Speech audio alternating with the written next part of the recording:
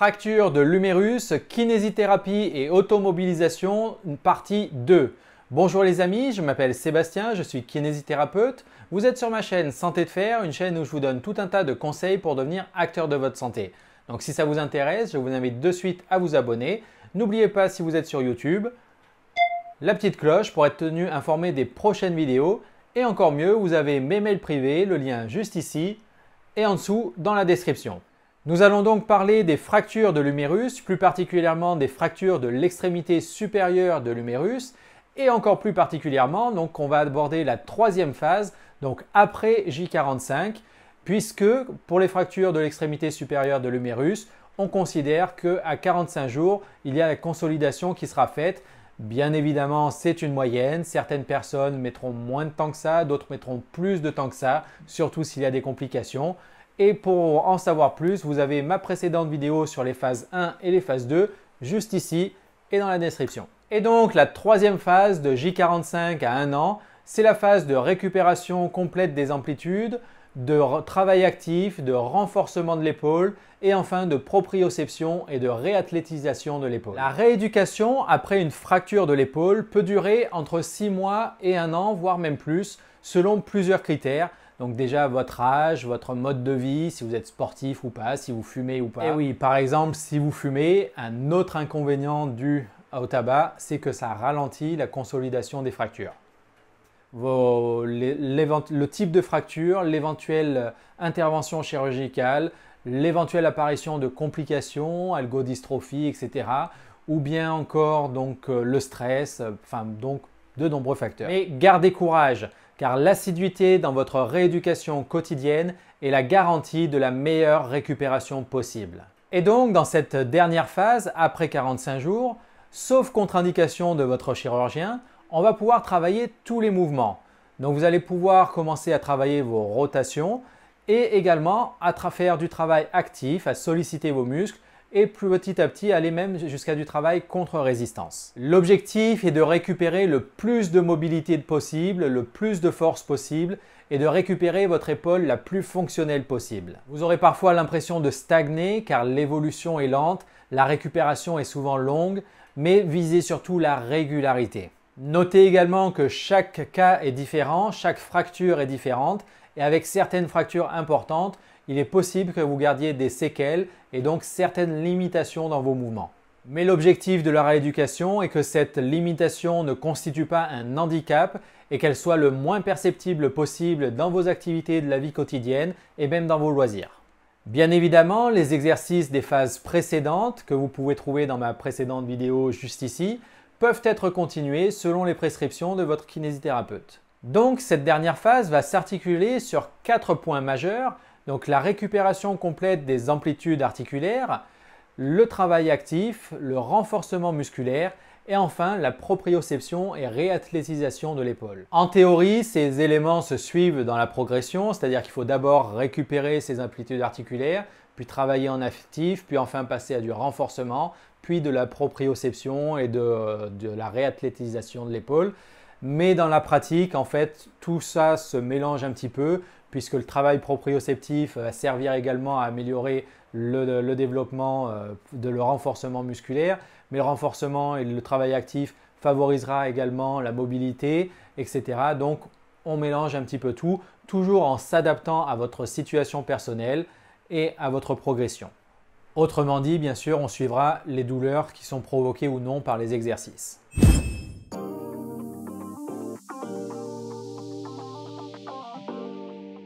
Donc dans le cadre des récupérations articulaires, on va pouvoir travailler les rotations dans cette phase. Donc tout d'abord, rotation le bras le long du corps. Donc on va venir rotation externe, rotation interne, rotation externe, rotation interne. Puis enfin, deuxième phase, on va faire donc la même chose, coude au corps, donc sans garder vraiment le coude collé, on peut laisser un petit peu d'espace. Donc hop, on écarte, on ramène, on écarte, on ramène. Donc c'est un petit peu la position du prêche, vous imaginez, mes bien chers frères, mes bien chères sœurs, venez à moi. Voilà, donc on écarte en rotation.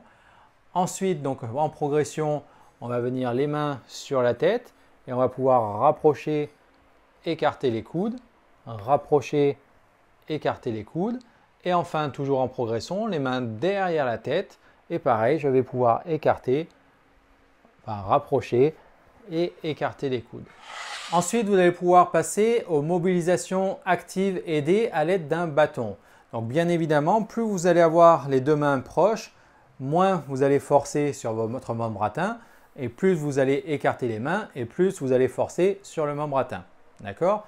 Donc on va pouvoir travailler les mobilisations, les élévations antérieures, donc en soulevant. Donc au début, donc, mon bras gauche est quasiment passif, c'est mon bras droit qui va aider donc, à monter le bras. Donc en élévation antérieure, on va aller donc le plus loin possible. Si au début vous allez juste là et que ça vous fait mal, bien restez là. Et petit à petit, donc on va essayer d'aller chercher un petit peu plus loin et un petit peu plus loin. Et de jour en jour, de semaine en semaine, jusqu'à arriver donc à une élévation complète jusqu'en haut. Voilà, avec le bras. Pareil donc, élévation latérale. Donc on va mettre la main sur le bout du bâton et avec l'autre main, je vais pousser pour venir réaliser donc une abduction sur le côté. Donc je pousse pour faire monter. Donc, vous voyez, donc c'est encore une fois ma main droite qui aide ma main gauche avec le bâton à pouvoir s'élever sur le côté. Également, donc, on va pouvoir travailler la rotation externe comme tout à l'heure. Donc je vais venir m'aider donc avec ma main droite qui va pousser de manière, vous voyez, donc à faire une rotation. Donc je garde le coude au corps, ce n'est pas une abduction comme tout à l'heure. Donc le coude reste au corps et je fais une rotation au niveau de mon bras. Toujours après avis du chirurgien, savoir si on peut faire les rotations. Rotation interne dans l'autre sens. Voilà. Tac. Enfin, donc élévation postérieure. Hop.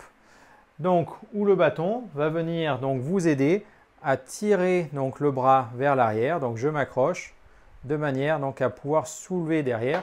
Donc attention de ne pas pencher votre buste en avant. Le but c'est pas de pencher le buste, le but est vraiment de soulever le bras. Voilà. Donc je tire vers l'arrière. Et je répète à chaque fois une dizaine de mouvements. Mais on peut également améliorer ces mouvements à l'aide d'un élastique. Par exemple, souvent dans l'élévation antérieure ou même dans l'élévation latérale, on va avoir tendance à soulever l'épaule en premier.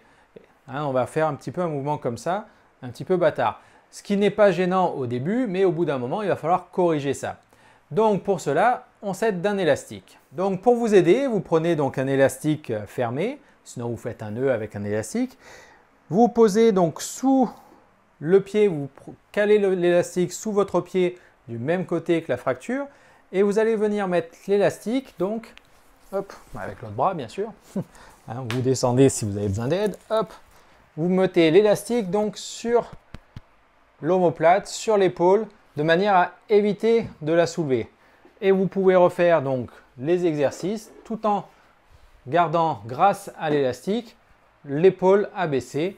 Donc que ce soit pour l'élévation antérieure, donc où mon épaule reste basse, ou pour l'abduction, où pareil, mon épaule reste basse. Donc je corrige, hop, vous voyez, donc sans l'élastique, je montais l'épaule, et avec l'élastique, l'épaule reste basse. Donc pareil, sans élastique, je montais l'épaule, avec l'élastique, elle reste basse, de manière à pouvoir avoir un meilleur mouvement.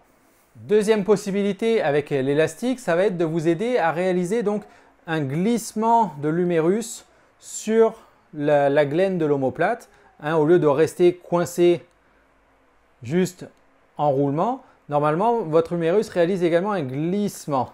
D'accord? Donc l'élastique va vous permettre d'aider ce glissement-là. Donc cette fois, on ne va pas mettre l'élastique au-dessus, donc au niveau clavicule et omoplate, mais on va vraiment le mettre, c'est pour ça qu'il faut que vous ayez une consolidation osseuse, on va vraiment le mettre au niveau de la tête de l'humérus. Et cette fois, on va le caler sur le pied inverse pour avoir une composante un petit peu en diagonale au niveau du corps. Donc, le pied contralatéral pour avoir une légère diagonale. Je suis donc juste, vous voyez, non pas sur l'os, sur la clavicule ou sur l'acromion de l'omoplate, juste en dessous, donc au niveau du muscle, du deltoïde, et donc sous le deltoïde, vous avez la tête de l'humérus. Et là, donc pour vous aider, donc vous pouvez reprendre votre mouvement d'abduction. Et là, l'élastique va appuyer pour favoriser le glissement de l'humérus lors de vos mouvements d'abduction. Donc toujours en travail actif aidé, donc pour être dans la suite des exercices des phases précédentes, donc où on va venir donc croiser les mains ou alors se tenir au niveau du poignet, peu importe. Et vous allez donc venir passer les mains donc sur la tête en premier lieu. Voilà, donc on revient. Donc une élévation antérieure où on va venir au-dessus sur la tête. Petit à petit, donc on va pouvoir venir. On tient la position 5 secondes. Et ensuite, j'essaye de tendre le plus haut possible. Hop, et je tiens la position 5 secondes. Et je redescends en pliant les coudes. D'accord? Donc 1, je monte sur la tête. Je tiens 5 secondes. 2, je tends les bras et je tiens 5 secondes. Et 3, je plie les coudes et je redescends. D'accord? En progression, au lieu de venir sur la tête, on va pouvoir venir derrière la tête. Donc vous voyez, avec plus de rotation, plus d'écartement. Et on va venir ensuite tirer, essayer d'aller le plus loin possible en arrière. Enfin, toujours au niveau de la mobilité articulaire, on va pouvoir faire le mouvement global combiné 5-5-5. Donc qui va regrouper un petit peu les différents mouvements au niveau de l'épaule. Donc je le fais soit assis, soit debout.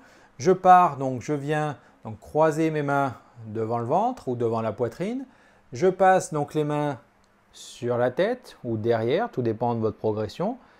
Je tiens 5 secondes. Ensuite, je tends les bras vers le haut et je tiens 5 secondes. Toujours à votre maximum personnel à vous.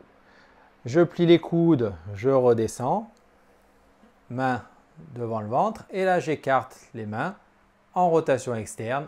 Je vais au maximum et je tiens 5 secondes et je reviens à la position de départ.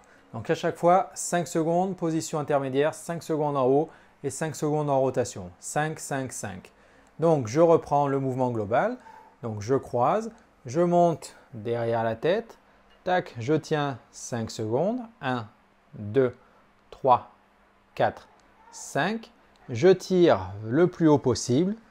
1, 2, 3, 4, 5. Je plie les coudes, je redescends. J'écarte les bras, le coude au corps, en rotation. Le prêche. 1, 2, 3, 4, 5. Et je recommence. Donc, première position, la position de la sieste, 5 secondes. La position bras tendus, 5 secondes. Je redescends et la position donc, du prêche, 5 secondes. C'est le mouvement global combiné. On en reparlera tout à l'heure. Et je recommence donc 5 fois l'exercice. Donc maintenant, on va voir une mobilisation en adduction horizontale. Donc tout simplement avec toujours mon bras opéré, mon bras gauche, c'est le bras qui a été cassé. Donc je viens mettre la main gauche sur mon épaule droite et avec la main du bras sain, je monte le coude et je vais venir tirer le coude vers l'arrière de manière donc à bien étirer la partie postérieure de l'épaule. Donc j'étire bien la partie postérieure de l'épaule, je tiens 5 secondes et je redescends et je recommence. Je monte le coude et je pousse vers l'arrière et je tiens 5 secondes et je recommence. À refaire 5 fois.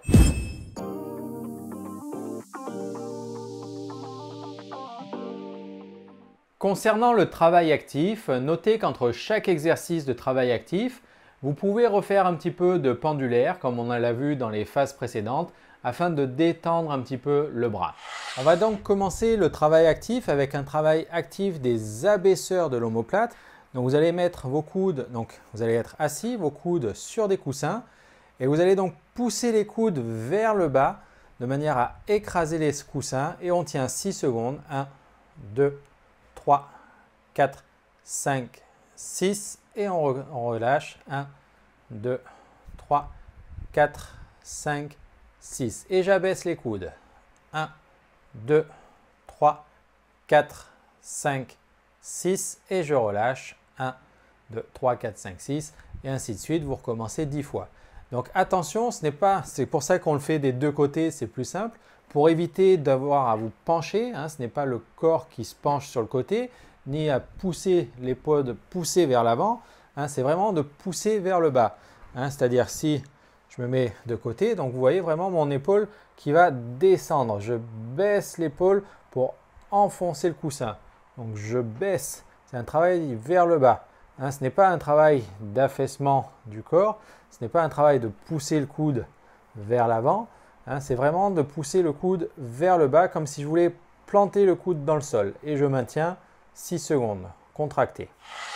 Donc un travail actif et de mobilité, c'est le travail de l'araignée. Vous venez mettre votre main à plat contre le mur, donc toujours votre fracture épaule gauche. Et à l'aide de vos doigts, à la force de vos doigts, vous allez essayer de monter le plus haut possible, de faire monter votre épaule. Donc ce n'est pas l'épaule qui pousse, hein, c'est vraiment à l'aide des doigts. Hop, on va monter le plus haut possible contre le mur. Voilà, on reste quelques secondes et on redescend doucement, toujours à l'aide des doigts, comme si votre main donc était une araignée qui se promenait contre le mur. Donc un travail en stabilité. Maintenant, vous allez mettre le ballon, un ballon contre le mur, la main à hauteur de votre épaule. Et là, tout simplement, vous allez pousser le ballon et maintenir 6 secondes, 2, 3, 4, 5, 6 et je relâche 6 secondes. Donc 6 secondes, je pousse le ballon, 6 secondes, je relâche. Donc attention, le ballon ne doit pas bouger dans tous les sens. Hein. Donc je stabilise. 6 secondes, je pousse, j'écrase le ballon. 6 secondes, je relâche. Comme là, moi j'ai un ballon dur, ça ne se voit pas beaucoup, mais avec un ballon un peu plus souple, vous verrez l'écrasement et le relâchement. Et donc 6 secondes poussées, 6 secondes relâchées et je recommence 10 fois. Bien évidemment, je peux faire le même exercice, mais en tournant sur le côté, donc pour avoir une plus d'ouverture d'épaule. Et pareil, donc je pousse le ballon, 6 secondes, 2, 3, 4, 5, 6, je relâche, 1, 2, 3, 4, 5, 6. Et je pousse, 1, 2, 3, 4, 5, 6, je relâche. Et ainsi de suite, je recommence 10 fois. Hop, même chose, bon là je vais faire avec le bras droit, hein, c'est pas grave pour que vous voyez mieux. Donc dos au mur, donc j'écrase le ballon en arrière, 1, 2, 3, 4, 5, 6 et je reviens. Donc le ballon à peu près à hauteur des fesses, donc contre le mur, je pousse et je maintiens 6 secondes et je relâche 6 secondes. Et je recommence 10 fois. Donc toujours en travail actif, je viens croiser les mains devant la poitrine, je monte les mains au-dessus de la tête, je les tends le plus haut possible, je lâche 1 seconde, je reprends la main et je redescends. Voilà. Donc pareil, donc soit je croise, soit je tiens le poignet, je monte au-dessus de la tête, je tends, je lâche, je tiens 1, 2, hop, et je redescends doucement. Voilà. Et ainsi de suite. Donc, je recommence le mouvement. Donc, soit au début, je tiens juste 1 seconde, je reprends. Soit je tiens 1, 2, je reprends. Au fur et à mesure des semaines que ça va mieux, j'essaye 3 secondes. 1, 2, 3. Je reprends, je redescends. Donc 3 secondes, puis 4 secondes et 5 secondes au plus long. Donc toujours pareil, donc le ballon devant avec les deux mains et je vais pousser avec les mains pour faire rouler le ballon jusqu'en haut pour avoir le plus d'élévation antérieure possible avec toujours une poussée sur le ballon et je redescends en roulant, en faisant rouler le ballon. Et je recommence, je fais rouler le ballon. Donc je pousse le ballon à chaque fois au maximum d'élévation et je redescends. Toujours en exercice actif, on va aller un petit peu plus loin. Donc pareil que tout à l'heure, je croise les mains, je monte au-dessus de la tête, je viens pousser le plus haut possible, je lâche et cette fois je vais pousser les bras encore. Je pousse vers le haut de manière donc à faire glisser les omoplates vers le haut, en activant le muscle dentelé. Donc, je croise, je monte, je tends les bras je lâche et là je vais pousser vers le haut. Je pousse vers le haut. Voilà, 10 mouvements, je recroise et je descends doucement. Petite variante, donc une fois que je suis au maximum, donc je vais faire travailler mon grand dentelé en poussant le ballon vers le haut. Donc je fais glisser l'omoplate de manière à pousser encore vers le haut et je travaille. Donc 10 fois, 1, 2, 3, 4, 5, 6, 7, 8, 9, 10 et je redescends.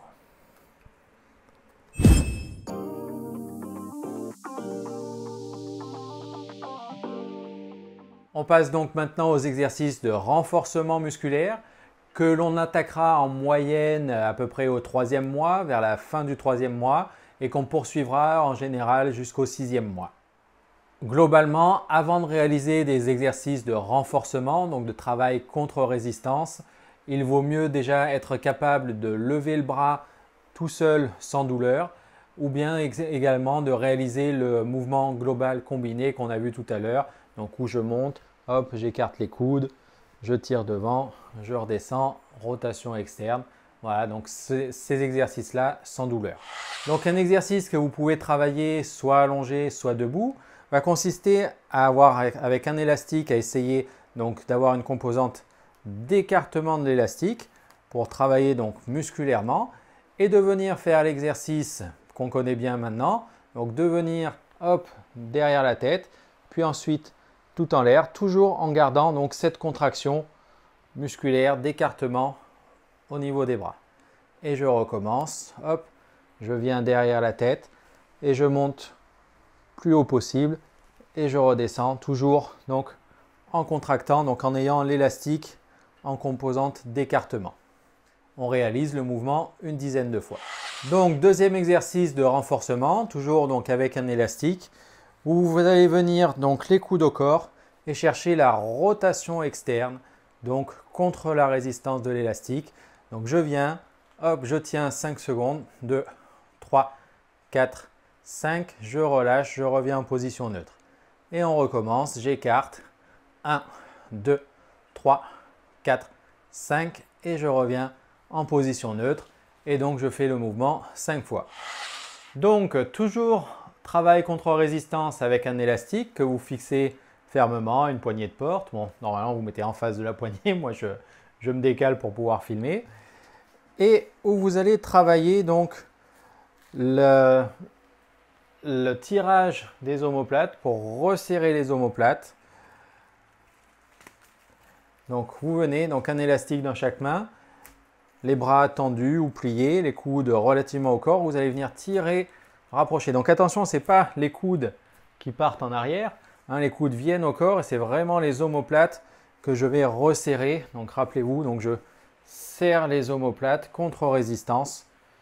Je viens donc faire une traction hop, pour travailler mes omoplates. Je peux également éventuellement travailler donc en gardant les coudes tendus pour bien travailler donc au niveau, là je ne sais pas si vous me voyez toujours, donc les coudes tendus pour travailler donc bien le fait de resserrer les omoplates. Hein, c'est pas le fait de travailler, si vous pliez votre coude, vous allez travailler les biceps, c'est intéressant, mais là ce qui nous intéresse plus c'est l'épaule. Donc de vraiment tirer, rapprocher vos omoplates à chaque fois, de venir chercher le rapprochement des omoplates. Donc on fait 10 répétitions du mouvement et on réalise 5 séries. Après, vous allez pouvoir varier les angles, c'est-à-dire au début, donc, on fait avec les coudes à peu près, donc les coudes collés au corps pour tirer. Mais après, vous allez pouvoir rajouter un petit peu d'abduction au niveau de l'épaule, donc décoller les coudes. Donc au début, vous décollez 45 degrés. Pareil, on réalise donc un tirage où on va chercher à recoller les omoplates. Et enfin, donc, au final, au fur et à mesure de la progression, vous pourrez faire les coudes en abduction 90 degrés et pareil, réaliser un tirage où vous allez venir rapprocher vos omoplates. Donc maintenant, un travail donc, de renforcement ou d'abord un travail actif. Je suis allongé sur le côté sain, donc mon épaule opérée est disponible au-dessus. Donc je vais pouvoir venir travailler donc en abduction horizontale, mais donc voilà, on va venir ouvrir donc mon épaule, donc soit juste avec le poids de corps déjà, donc je travaille bien donc mon omoplate et ensuite hop, je ramène tout le bras en entier. Voilà, premier mouvement. Deuxième mouvement, donc pareil, donc en abduction, hop, dans le plan de mon corps, où je vais pouvoir venir ici, donc travailler, donc d'abord en travail actif sans résistance. Troisième mouvement possible, donc la rotation externe, donc j'ai mon coude au corps, le bras ballant, et je vais venir donc relever en rotation contre la pesanteur du coup. Bien évidemment, je peux refaire ces exercices donc avec un haltère ou avec une bouteille. Donc les mouvements, hop, donc contre la pesanteur et contre le poids. Donc je contrôle la descente, hein, bien sûr, je ne laisse pas tomber le bras. Hein, je contrôle tout le long mon mouvement. Voilà, donc je fais 10 répétitions, au moins 3 séries. Pareil, donc dans ce plan-là, hop, donc le même plan que votre corps, hop, je vais venir au maximum d'un côté et au maximum de l'autre, donc je contrôle le mouvement, pareil, je ne le laisse pas tomber, hop, et donc troisième mouvement, pareil, les rotations, donc où je suis au sol et je soulève, hop, en gardant le coude au corps, hop, voilà, les rotations externes. Donc maintenant, toujours dans les exercices de renforcement, on va venir travailler le dentelé, donc en position soit horizontale, soit verticale. Donc toujours donc l'élastique fixé, mais cette fois-ci derrière vous. Et vous allez venir, donc bras tendus, chercher à pousser vos omoplates vers l'avant et revenir. Je pousse et je reviens. Donc vous voyez, mon bras est tendu, je pousse, je reviens. Je pousse, je reviens. Là, ce n'est pas une flexion-extension des coudes, hein, c'est vraiment au niveau du glissement de l'omoplate qui va venir pousser, tirer. Donc je travaille mon bras gauche. Donc pareil, hein, ce n'est pas une rotation, donc c'est pour ça, faites-le avec les deux bras en même temps. Un élastique ou un élastique dans chaque main, hein, c'est un petit peu pareil. Donc, et vous venez donc pousser les omoplates, revenir. Je pousse, je glisse les omoplates en avant, je reviens.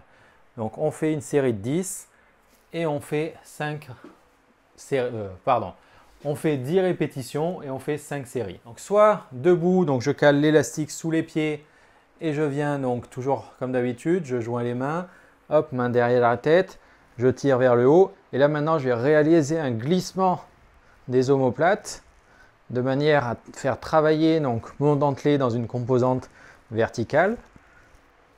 Ou alors, si je suis assis, ben, je glisse l'élastique sous la chaise. Et donc, pareil, je viens, tac, et là, je réalise donc 10 poussées vers le haut en faisant glisser mon omoplate vers le haut.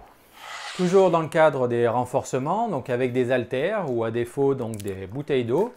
Donc, vous allez venir monter, donc faire des abductions. Mais au lieu de partir donc vraiment dans la composante de profil ou dans la composante verticale, on va être à peu près à 45 degrés au début, donc en position à peu près neutre pour votre épaule. Donc je pars du bas, je monte, hop, jusqu'à peu près un angle de 90 degrés par rapport à la verticale. Hein, et donc par contre, donc, vous voyez, je suis un petit peu en avant, je ne suis pas dans un plan purement sagittal. Hein, donc je suis dans un plan donc, de 45 degrés par rapport au plan sagittal. C'est un petit peu une petite gymnastique là, hein, donc on est à 90 degrés par rapport au plan vertical et à 45 degrés par rapport au plan sagittal.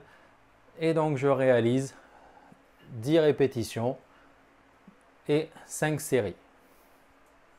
Donc cette position par rapport au plan sagittal, hein, d'être soit dans le plan vers vous, soit dans le plan sagittal, soit à 45 degrés. Donc cette position sera à déterminer avec votre kinésithérapeute, ainsi que le poids à porter. En général, on commence donc avec des poids d'1 kg environ pour monter au fur et à mesure. Donc déjà, à quatre pattes, tout simplement, de venir mettre votre poids en avant sur les épaules, tout en restant à quatre pattes, déjà tenir 10 secondes la position. C'est déjà un travail actif en soi. Une fois que cela est maîtrisé, vous pouvez faire venir lever un genou puis l'autre. Voilà, vous réalisez 10 mouvements. Vous pouvez également travailler directement en position sur les coudes et tenir la position 10 secondes. Et enfin, un travail de renforcement, un travail musculaire en chaîne fermée, les classiques, les pompes. Donc tout d'abord, les pompes face au mur en reculant un petit peu les pieds, donc un plan quasi vertical. Puis au fur et à mesure des semaines, vous descendez vos appuis pour aller vers un plan horizontal, c'est-à-dire le sol. Donc les pompes au mur, puis sur une table, donc qui fait un plan incliné, puis une chaise un petit peu plus bas, puis un marchepied et enfin les pompes au sol. Voilà, donc attention par contre de garder les coudes rentrés, de ne pas sortir les coudes vers l'extérieur, ce qui vous ferait beaucoup trop forcer justement sur les tendons au niveau de l'épaule.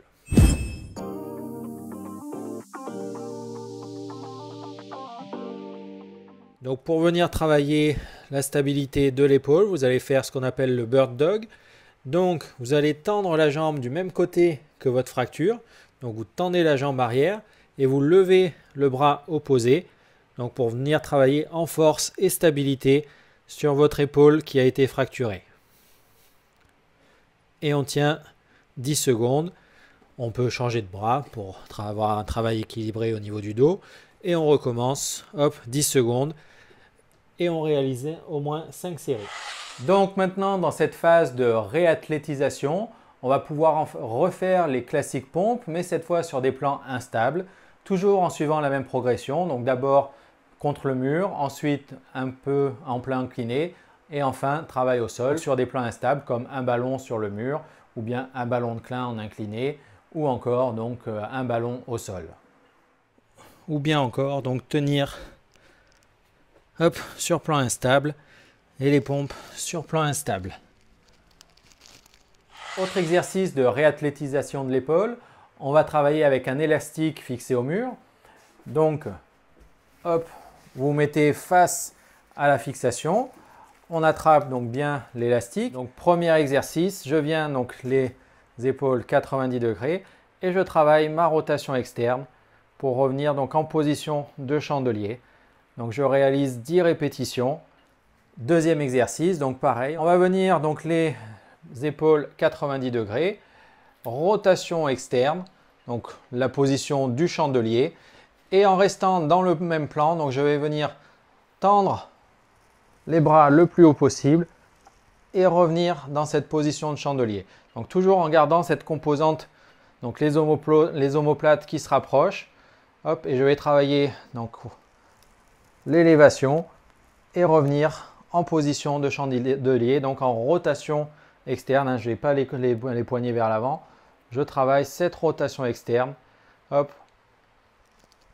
et je monte.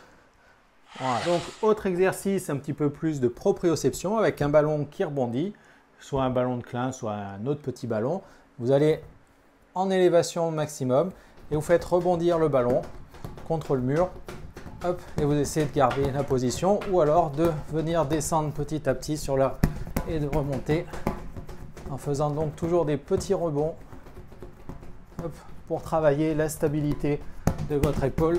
Hop, on rebondit, on descend, tac, tac, tac, tac, tac, tac, tac, pour travailler la stabilité donc dans toute l'amplitude de votre épaule.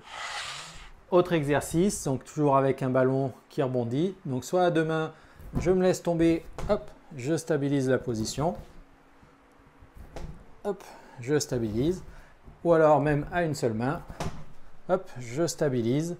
Donc je me sers d'avoir le ballon mou pour stabiliser à chaque fois la position. Donc je me laisse tomber en avant contre le mur et je stabilise avec mon épaule. Bien évidemment, les exercices décrits dans ces deux vidéos sur les fractures de l'humérus sont loin d'être exhaustifs. Peut-être que votre kinésithérapeute vous en aura prescrit d'autres qui seront bien plus adaptés à votre cas personnel. Donc il faut suivre les recommandations de votre kiné. Mais si vous avez d'autres exercices, dites-le moi en commentaire parce que ça m'intéresse beaucoup. Et je le rappelle encore une fois, les délais qui ont été donnés concernant les différentes phases de rééducation le sont à titre indicatif, puisqu'effectivement il y a de nombreux facteurs qui vont jouer dans la consolidation, donc dans ces fameux délais, comme par exemple votre âge, les différents types de fractures, les différentes interventions qui ont pu y avoir, votre mode de vie, si vous êtes plutôt sédentaire ou sportif, et également bien sûr les différentes complications qui auraient pu avoir lieu. N'oubliez pas qu'après 50 ans, une fracture peut être le signe d'une ostéoporose sous-jacente qu'il faudra donc diagnostiquer et traiter. Si vous voulez en savoir plus sur l'ostéoporose, je vous laisse aller voir ma précédente vidéo sur le sujet, le lien juste ici et dans la description. La rééducation après une fracture de l'humérus peut être très longue, donc bon courage. N'oubliez pas que la réussite et votre récupération va dépendre de nombreux facteurs, mais principalement de votre motivation et de votre implication dans votre auto-rééducation, dans vos automobilisations. Voilà, j'espère que cette vidéo vous aura plu. Si c'est le cas, je vous invite à la liker, à la partager auprès de vos amis. Vous pouvez vous abonner à Santé de Fer, vous trouverez le lien juste en dessous. Ou encore mieux, vous avez mes mails privés, vous trouverez le lien juste en dessous dans la description. Et moi, je vous donne rendez-vous sur Santé de Fer pour de prochaines vidéos, puisque devenir acteur de sa santé, c'est bien d'en parler, c'est mieux de le faire. Allez, ciao ciao!